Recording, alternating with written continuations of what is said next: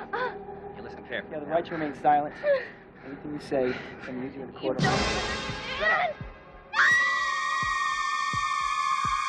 Hey, hey, hey.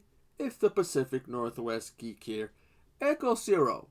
And it's time to talk about another slasher movie. And I'm going to be talking about Intruder. Intruder tells a story of a grocery store. On the night that they're supposed to be closing down for the night, they discover that this is not going to be a regular closing. That this is, in fact, the final closing, as the owner has decided basically to close the store down, sell it or whatever. And that basically, he drops a bombshell on them as they're getting ready to close the store down that night, for the night. Find, hey, guess what? This is the last time I close it down. No longer going to be around. The ex-boyfriend of one of the girls shows up and he's stalking her. But then somebody starts killing off the employees one by one, and it appears as a boyfriend. But in the end, it turns out it was one of the head honcho guys who was killing it because he didn't want the store to close. So he had snapped, and he ended up killing everybody. He ends up uttering a line of, I think it's like, I just love the store. It's kind of a cool little movie. At a grocery store, someone's killing. I liked it. There was some interesting kills, if I remember right. I think there's... I'm trying to remember. It's been a while since I've sat down and watched it. But it does share some links to Sleepaway Camp and the Evil Dead series.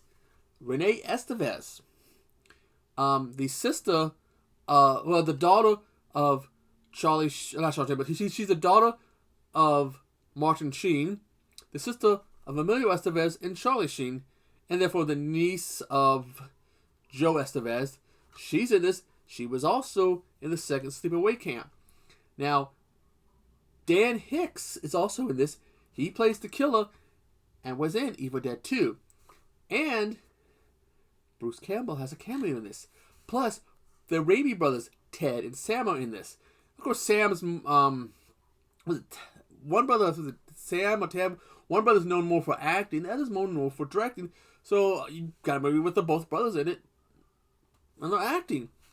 Craig Nicotero also has a cameo in this, and I would this is what I would suggest. In the back there's an image of one of the guys cut in half. That's right. Can you see this image here? That kill comes as like a saw for cutting meat, and the killer basically holds the guy down and rams his head through the saw and cuts it off.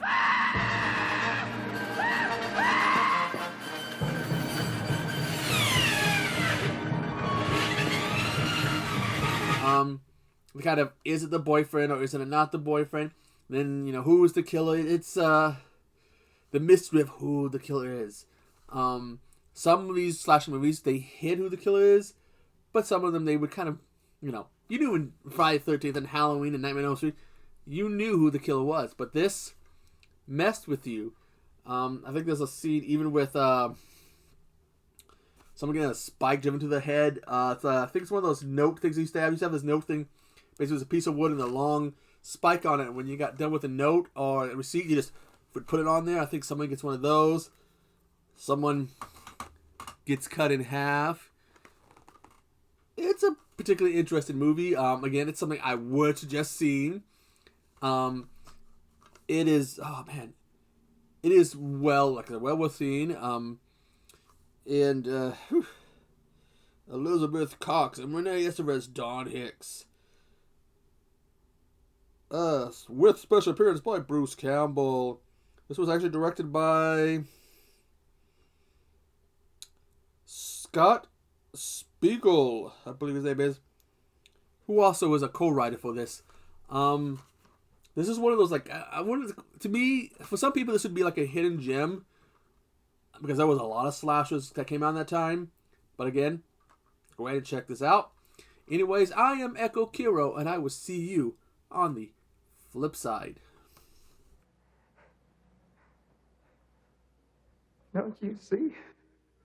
I'm just crazy about this store.